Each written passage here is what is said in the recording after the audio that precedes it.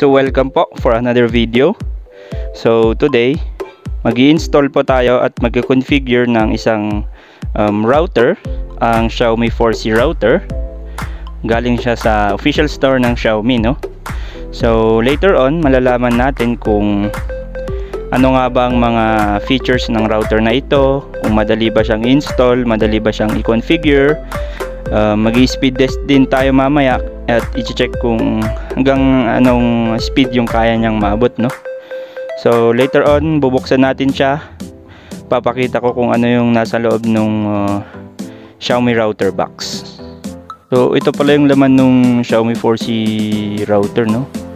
Yung router itself, meron siyang isang WAN port tsaka dalawang LAN port, no? Meron siyang user manual and then yung power adapter. Yung power adapter niya pala is yung pabilog, so kailangan nyo ng adapter, no? Or kailangan nyo siyang isaksak sa universal na saksakan. Wala siyang included na free LAN cable. So yun, punta na tayo sa ating computer, no? But first is make sure na isaksak natin yung ating router sa one port, no? Dito sa may, mapapansin nyo yan later on, meron siyang dito, merong blue na color.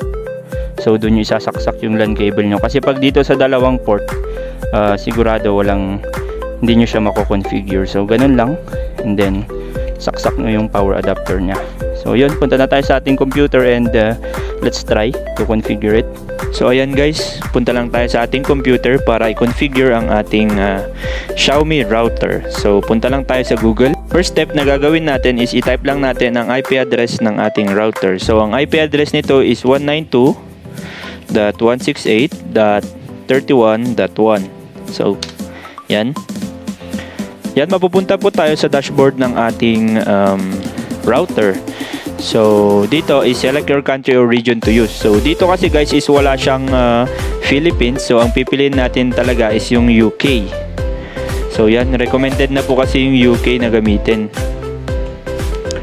Yan, click next and then i-check nyo lang tong read and agreed to MiWiFi router user agreement and privacy agreement. So click nyo lang yung try it now. So yan, sabi niya current mode has been detected as set to retrieve IP automatically. So click next to continue. Click lang natin yung next. So yan, magpapakita na po ang Wi-Fi name ng ating router. So ang Wi-Fi name ito is yung Xiaomi EC0E. So kung gusto nyo siyang palitan, pwede nyo naman. Pero pag ayaw nyo, okay lang din, lagyan nyo na lang siya ng password para mas secure. Pero pag gusto nyo, ganyan nyo lang, and then lagay nyo yung gusto nyo yung password. So for example, ako ganyan yung lalagay ko, and then yung password is ito lang muna yung lalagay kong password pansamantala. So yan. Okay, so matapos nyo siyang i-review, click na lang yung next.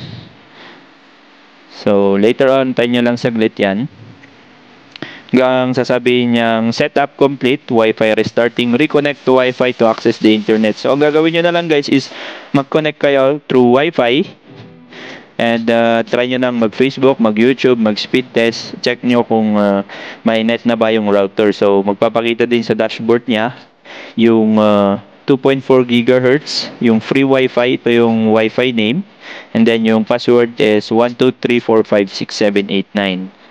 So ayan guys, let's try to do some speed test. So try natin mag-speed test sa fast.com, no? So yan. Yan yung speed test ko sa fast.com. 94 Mbps. So i-retry lang ulit natin. So ayan. 92 Mbps. 92 Mbps. So sa speed test, sa isang speed test din naman, so okla. Yan. So yan.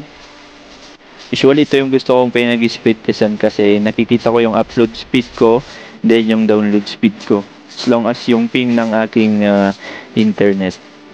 So yan. may konting diferensya dun sa fast.com, no? Dito is around 80 to 90 Mbps yung kaya niya. Then, yung download speed. Then, yung upload speed is yan. Nasa around 80 to 90 Mbps din. Same lang din sila. So, ayan guys. Masasabi kong sulit na to as Wi-Fi extender, no? So, sa mga small room siguro. Kasi, okay naman siya. May 4 siyang antena. Siguro malakas to humatak nung signal at bumato ng Wi-Fi signal. For entertainment use, pwede na rin. For work, ma-advise ko din siya as long as iilan lang kayong gumagamit ng router. Ito kasi guys is meron siyang 64 MB na RAM. So kaya niyang maka-accommodate ng 28 to 32 devices, no?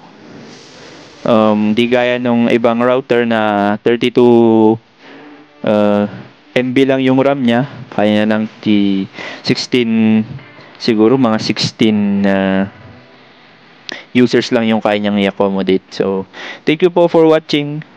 Stay tuned po and subscribe to our channel. Thank you.